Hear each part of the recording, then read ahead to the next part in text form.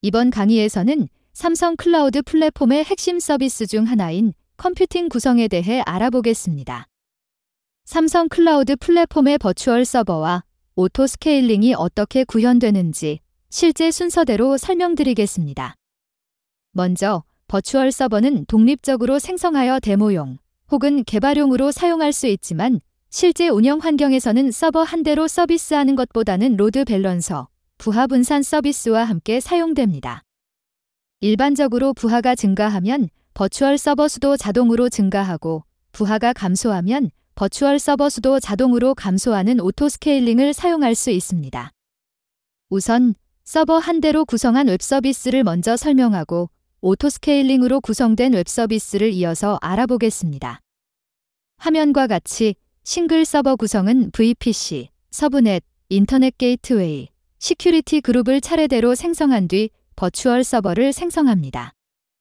특히 인터넷 게이트웨이와 함께 파이어월을 사용하는 경우 별도로 파이어월의 규칙을 추가합니다. 한편 오토 스케일링 구성은 두 가지 사전 작업이 필요합니다. 먼저 로드 밸런서를 미리 생성해서 LB 서비스를 만들어 두어야 합니다. 그리고 런치 컨피규레이션을 설정합니다. 그러면 일종의 템플릿으로 VM이 스케일 아웃, 스케일 인이 됩니다. 순서는 VPC 환경과 네트워크 환경을 구성한 후 로드 밸런서를 생성하고 로드 밸런서에 LB 서비스를 추가합니다. 그 다음 로드 밸런서 파이어월의 규칙을 추가합니다. 런치 컨피규레이션을 생성하고 오토 스케일링을 생성합니다. 이러한 구성의 아키텍처를 살펴보겠습니다.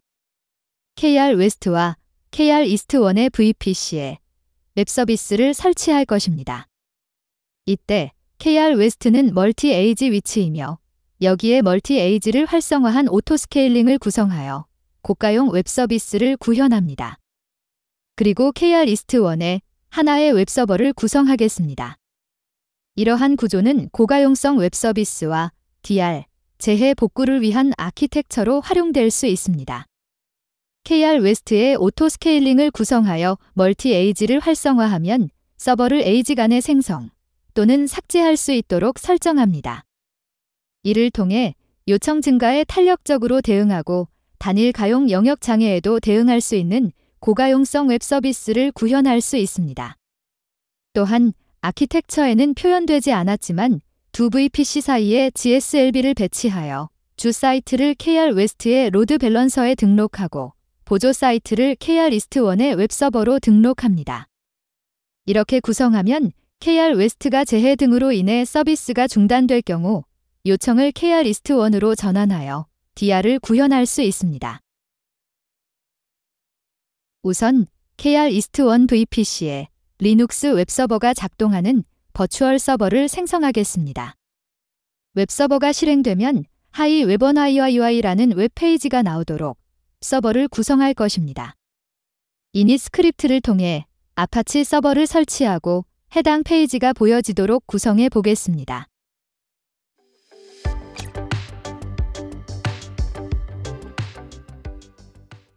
VPC와 서브넷, 인터넷 게이트웨이와 파이어월은 생성되었다고 가정하고 개별 서비스에 적용할 시큐리티 그룹부터 설명드리겠습니다. 버추얼 서버의 네트워크 트래픽 제어를 위해 시큐리티 그룹을 구성할 수 있는데 여기서는 인바운드 트래픽을 허용하겠습니다. 관리자가 접근하기 위해 SSH나 RDP를 전체 주소에 개방하면 봇 등의 공격에 노출될 수 있으므로 주의해야 합니다. 관리자가 사용하는 IP 또는 IP 대역을 대상 주소에 입력합니다. 리눅스 서버를 생성할 예정이므로 SSH를 추가합니다. 그리고 이 서버가 웹 서비스 제공 예정이므로 인터넷상의 누구나가 웹으로 접근할 수 있게 설정해야 합니다. 따라서 대상 주소에 인터넷 주소인 0.0.0.0/0을 입력하고 웹 서비스를 위한 80번 포트와 443번 포트를 추가합니다. 아웃바운드 규칙은 퍼블릭 서브넷 내의 버추얼 서버가 통신이 필요한 외부의 IP 주소 대역과 통신에 사용하는 포트를 지정합니다. 이렇게 규칙을 추가한 후에는 시큐리티 그룹 규칙 목록에서 실제로 적용이 잘 되었는지 상태를 확인하고 시큐리티 그룹 설정이 제대로 된 경우 다음으로 넘어갑니다. 그리고 앞서 인터넷 게이트웨이를 생성한 경우 VPC에서 인터넷 게이트웨이와 함께 파이어월이 생성된다고 설명했었죠. 파이어월을 생성하면 규칙도 추가해야 합니다. 웹 서비스를 위해 파이어월의 모든 네트워크 0.0.0.0/24를 출발지 IP, 웹서버 서브넷 IP 대역을 목적지 IP로 80과 443 포트에 대한 인바운드 허용 규칙을 추가해야 합니다. 또한 서버를 관리하기 위해 출발지 IP의 관리자 IP 주소, 목적지 IP의 웹서버 서브넷 IP 대역, SSH 인바운드를 허용합니다. 그리고 아웃바운드 규칙으로 서버가 인터넷에서 패치, 업데이트를 받기 위해 필요한 포트를 개방합니다.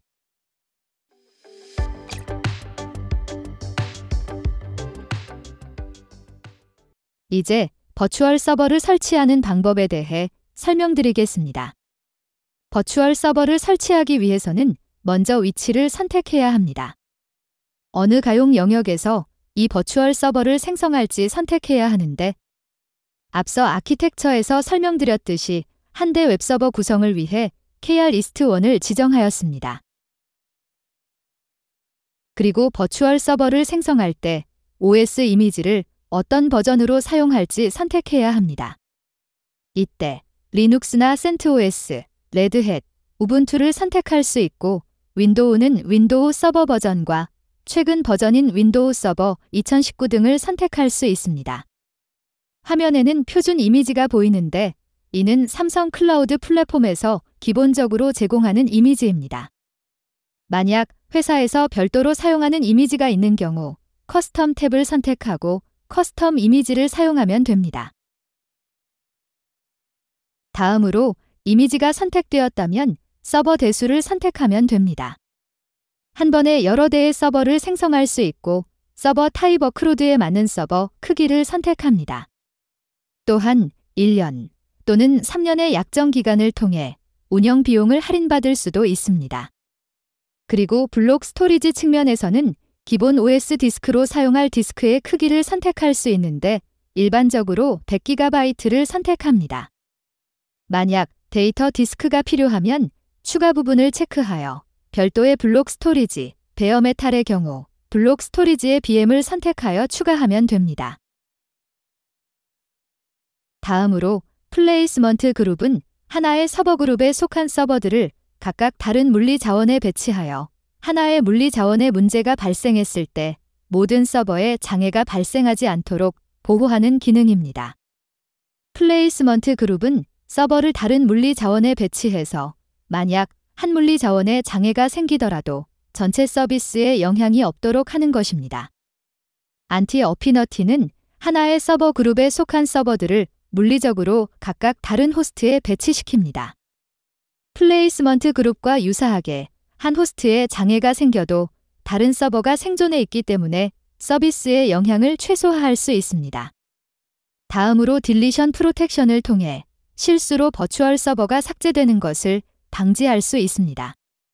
예를 들어 데이터베이스 서비스를 사용하는 것이 아닌 버추얼 서버의 MySQL 혹은 마이크로소프트 SQL 서버를 직접 설치하여 사용하는 경우 관리자가 실수로 해당 버추얼 서버를 삭제하게 되면 백업이나 DR을 하지 않은 경우 데이터가 유실될 수 있습니다. 이러한 상황을 미연에 방지하기 위해 딜리션 프로텍션을 선택해야 합니다. 다음으로는 버추얼 서버에 접속할 프라이빗 키인 키페어를 선택합니다. 키페어는 생성 시 만들 수도 있고 미리 만들어진 키를 사용할 수도 있습니다.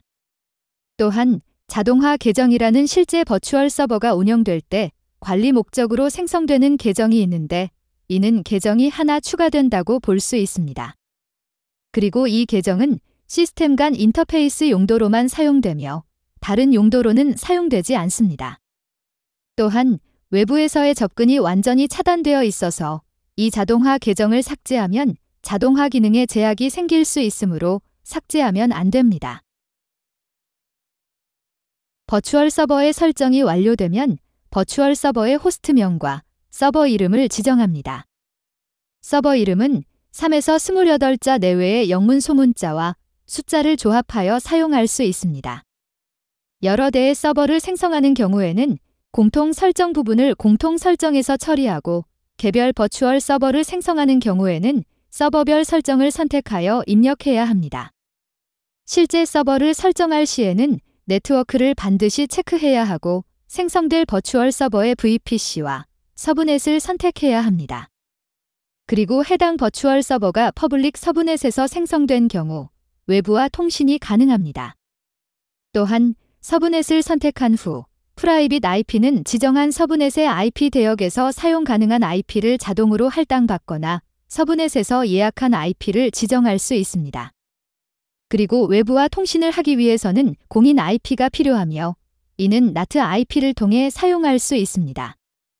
NAT IP는 자동 생성을 통해 사용할 수 있으며 미리 예약된 퍼블릭 IP를 지정할 수 있습니다. 그리고 로컬 서브넷을 사용하는 경우 미리 로컬 서브넷을 생성하여 사용해야 합니다. 다음으로 AG 설정은 위치를 KR 웨스트를 선택할 때만 나타나는 옵션입니다. 바로 멀티 AG 옵션으로 여러 대의 서버를 생성할 때 AG1과 AG2에 분산하여 생성할 수 있습니다. 이를 통해 단일 가용 영역의 장애 또는 재해에도 대응할 수 있는 고가용성을 구현할 수 있습니다. 앞서 이 버추얼 서버를 생성할 위치로 KR-East1을 선택했기 때문에 원래는 보이지 않겠지만 멀티 에이지 옵션을 설명드리기 위해 표시되도록 했습니다. 그리고 서버 생성 시 DNS 사용 여부나 해당 버추얼 서버에서 사용할 시큐리티 그룹을 지정해야 합니다. 또한 시큐리티 그룹도 버추얼 서버 생성 전에 미리 생성되어 있어야 합니다. 만약 없는 경우 처음부터 다시 만들어야 하기 때문에 시큐리티 그룹은 반드시 버추얼 서버 생성 전에 생성해야 합니다. 다음으로 버추얼 서버 설치 시 애플리케이션을 함께 설치할 수 있습니다. 예를 들어 리눅스의 경우 CentOS를 지금 이미지에서 선택했기 때문에 레드햇 계열의 리눅스에서 패키지를 설치하는 yum이라는 명령어를 사용할 수 있습니다. yum을 사용하여 OS 설치 중 아파치 웹 서비스를 설치할 수 있으며 설치 방법으로는 리눅스의 쉘 스크립트를 사용할 수 있습니다. 윈도우에서도 해당 스크립트를 사용하는 경우 OS가 설치될 때 배치 스크립트를 사용하여 원하는 IaaS 웹 서버를 설치할 수 있습니다. 이렇게 모든 설정이 완료되면 예상 청구 비용을 확인한 후 완료 버튼을 클릭하여 버추얼 서버를 생성할 수 있습니다. 이제 버추얼 서버의 상세 설정에 대해 알아보겠습니다. 버추얼 서버를 생성하면 버추얼 서버 상세 설정에서 서버에 관련된 정보를 확인할 수 있는데요. 프로젝트명과 위치, 상품, 서비스 유형, 자원명 등을 확인할 수 있고 해당 버추얼 서버의 OS 이미지 버전, 실제 서비스되는 서버의 타입, 약정 기간 유무, 타임존, 서버명, 호스트명을 확인할 수 있습니다. 또한 데이터를 보호하기 위해 딜리션 프로텍션 기능을 사용하는지 여부도 확인할 수 있습니다. 그리고 NAT IP를 선택한 경우 해당 공인 IP도 확인할 수 있습니다. 또한 사설 IP도 IP 부분에 표시되며 VPC와 서브넷 정보도 확인할 수 있습니다. 화면에서는 NAT IP 부분을 가려놓았지만 이제부터 NAT IP를 사용하여 해당 서버에 접속하는 방법에 대해 알아보겠습니다. 먼저 버추얼 서버에 접속하기 위해서는 사용자의 PC나 노트북에서 인터넷을 통해 서버에 접속할 수 있어야 합니다. 윈도우는 원격 데스크탑 클라이언트를 통해 접속하고 리눅스 머신은 터미널에서 SSH를 통해 접속합니다. 먼저 SSH 루트 NAT IP, 앞서 버추얼 서버의 계정을 루트로 만들었습니다. 따라서 루트 NAT IP 주소가 될 것입니다. 이렇게 NAT IP 주소를 입력하면 실제 서비스에 접속할 수 있습니다. 그럼 루트 터미널에서 SSH 루트 NAT IP와 같은 명령어를 사용하여 서버에 접속합니다. 이전에 언급한 이닛 스크립트 부분에서 웹서버를 설치하고 데몬 실행까지 넣었습니다. 이때 하이 웹원 YY 페이지가 실제로 표시되도록 패키지 설치와 웹페이지 index.html 파일을 생성하였습니다. 그리고 리눅스에서 간단하게 로그인하여 테스트하는 경우 컬 명령어를 사용하여 로컬 호스트라고 하면 실제 서버에서 웹페이지를 볼 수 있습니다. PC로 돌아와서 브라우저를 열고 버추얼 서버의 NAT IP를 입력하면 페이지를 확인할 수 있습니다.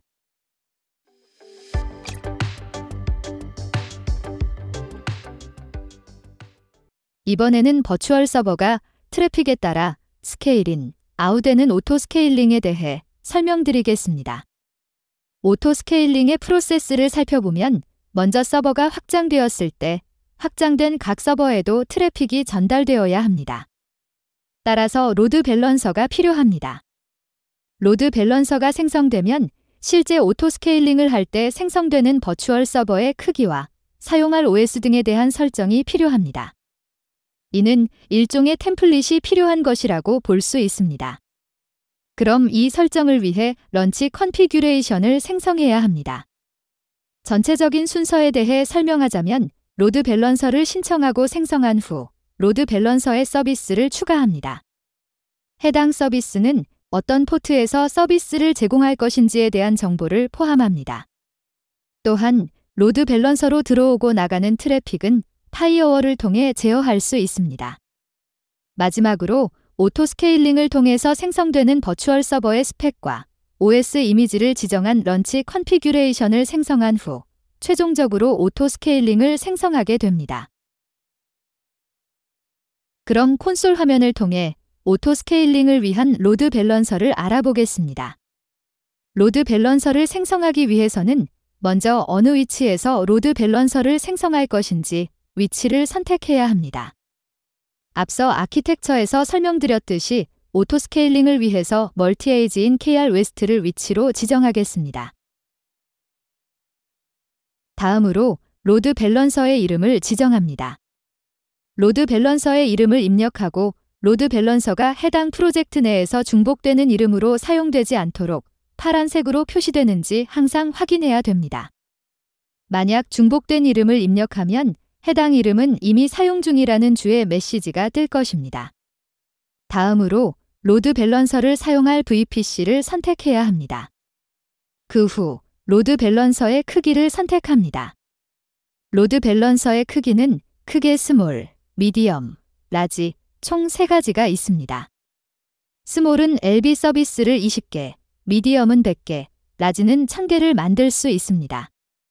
그리고 VPC에서는 스몰, 미디엄, 라지 중 하나만 만들거나 스몰과 미디엄 각각 하나씩 만들 수 있습니다.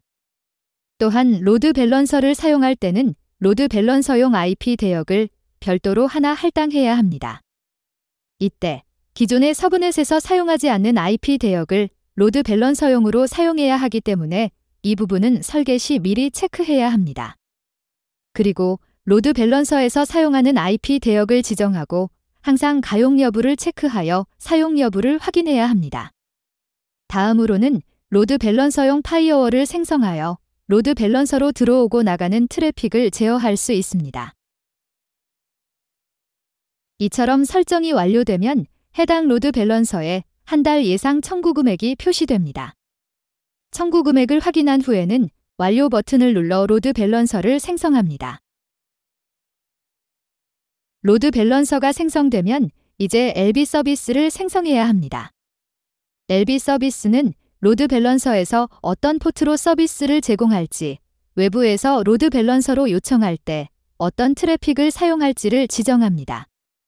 그래서 서비스 포트를 설정하고 해당 로드 밸런서가 L4 레이어에서 처리할지 아니면 L7 애플리케이션 레이어에서 특히 HTTP나 HTTPS로 처리할지 서비스를 구분하여 선택할 수 있습니다.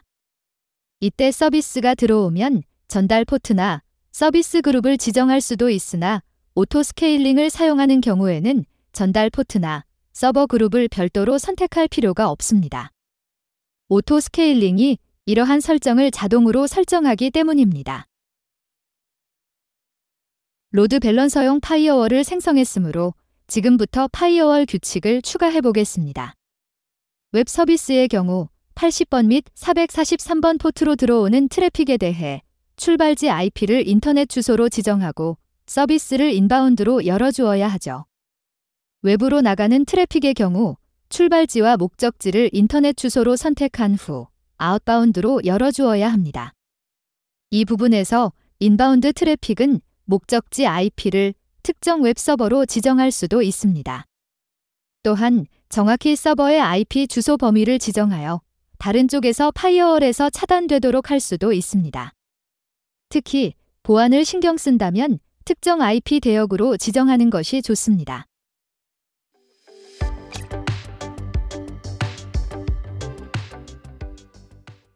이렇게 로드 밸런서가 생성되었다면 이제 오토 스케일링으로 생성될 VM의 운영체제와 서버 타입을 정해야 합니다.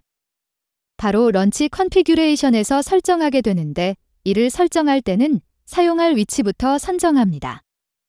역시 멀티에이지인 KR 웨스트 위치를 지정하겠습니다. 다음으로 운영체제 이미지를 선택하고 운영체제의 버전을 선택해야 합니다.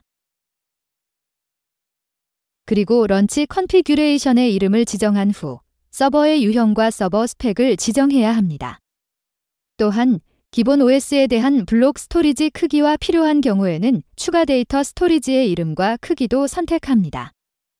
오토 스케일링을 할 때 생성되는 버추얼 서버들도 OS를 설치할 경우 이닛 스크립트 부분에 쉘 스크립트 형태로 넣어야 합니다. 또한 리눅스인 경우 쉘 스크립트와 윈도우는 배치 스크립트를 넣어야 합니다. 앞선 설명에서는 우분투를 선택했기 때문에 이번에는 앱트겟을 사용하여 예시를 들었습니다.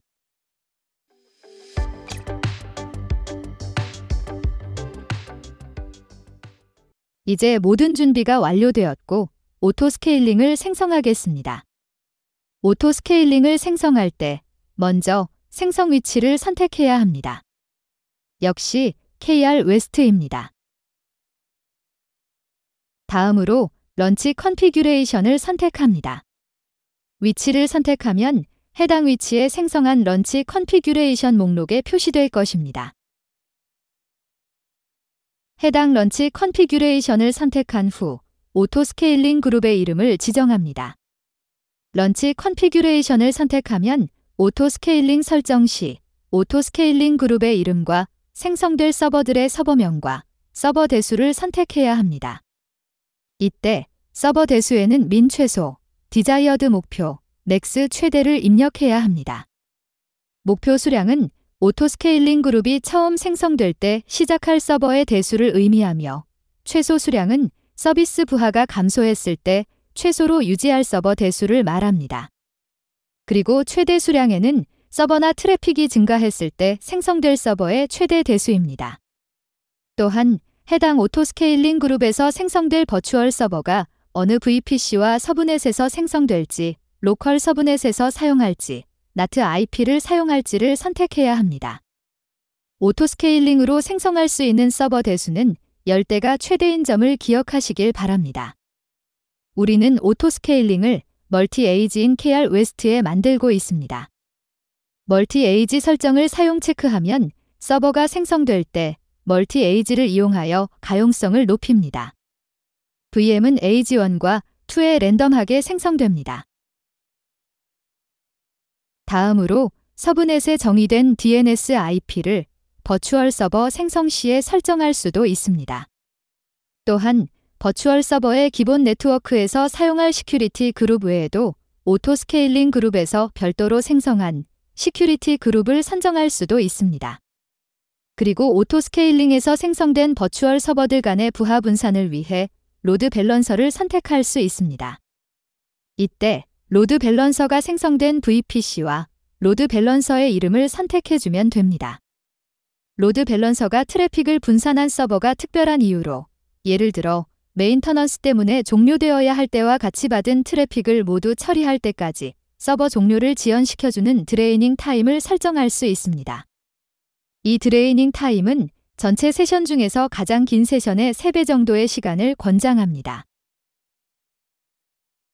이제부터 스케일링 정책을 설정합니다. 스케일 아웃 정책을 살펴보겠습니다. 우선 정책명을 입력할 때 하나의 오토스케일 그룹에서 이름을 중복해서 사용할 수 없으니 유의해서 입력합니다. 오토스케일링을 실행하기 위한 정책 조건을 선택합니다. 실행 조건을 설정할 때 서비스 워크로드에 따라 임계치를 충분한 테스트를 거친 후에 설정합니다. 예를 들어 게임 서버에서 CPU 사용량을 기준으로 생성하는 경우 동시 접속이 순간적으로 늘어날 수 있기 때문에 CPU 평균값을 80%와 같이 너무 높게 잡지 않도록 합니다. 디스크를 임계치 측정 단위로 사용할 경우 윈도우즈 서버는 대상에서 제외됩니다. 다음으로 앞에서 정한 임계치에 도달했을 때 실행할 단위를 선택합니다. 여기에서 가상 서버 수에 대한 증감 방식을 선택합니다. 오토 스케일링 작업이 완료된 후에 새로운 스케일링이 시작되기까지 휴지 기간을 두는 것을 쿨다운이라고 합니다. 시간을 정해 놓으면 그 시간 동안에는 다시 임계치에 도달하더라도 스케일 아웃을 실행하지 않습니다. 다음으로 스케줄 설정은 오토 스케일링에서 이전에 설정한 스케일인과 스케일 아웃뿐만 아니라 특정 시간대나 요일에 서버를 미리 늘리는 등의 작업을 수행할 수 있는 기능을 말합니다. 예를 들어 한 달에 한 번씩 배치 작업을 수행해야 하거나 특정 이벤트가 있는 경우 특정 기간에 미리 서버를 늘려놓고 작업해야 하는 경우가 있습니다. 이러한 경우 스케줄을 설정하여 최대 몇 대까지 미리 만들어 놓을지 지정할 수 있습니다. 예를 들어 매월 정산이 필요한 시스템의 경우 해당 기간에 미리 버추얼 서버를 늘려놓는 것이 좋습니다. 이를 통해 서버 부족으로 인한 서비스 문제 발생을 방지할 수 있습니다. 그리고 오토 스케일링 그룹 내에서 서버가 생성될 때 알림을 받을 수 있습니다. 알림은 이메일이나 SMS를 통해 수신할 수 있으며 서버 생성 시점, 서버 생성 실패 시점, 서버 반납 성공 시점 등 각각의 통보 시점을 지정할 수 있습니다. 또한 알림을 받을 수신인도 지정할 수 있습니다. 미리 등록된 사용자들을 통해 누구에게 오토 스케일링의 상황을 알릴지 통보 대상자를 지정하면 됩니다. 마지막으로 오토 스케일링을 완료한 후에는 오토 스케일링을 통해 서비스가 정상적으로 동작하는지 확인해 보겠습니다. 버추얼 서버들이 오토 스케일링을 통해 늘었다 줄었다를 반복할 텐데 앞단에 로드 밸런서가 있었습니다. 이때 로드 밸런서의 NAT IP를 사용하여 실제 서비스를 확인할 수 있습니다. 그리고 현재 보이는 화면은 로드 밸런서의 NAT IP입니다. 그래서 웹 브라우저에서 로드 밸런서의 NAT IP를 입력하고 엔터를 누르면 웹페이지가 정상적으로 동작하는 것을 볼 수 있습니다. 이상으로 삼성 클라우드 플랫폼에서 제공하는 컴퓨팅 서비스에 대해 알아보았습니다. 감사합니다.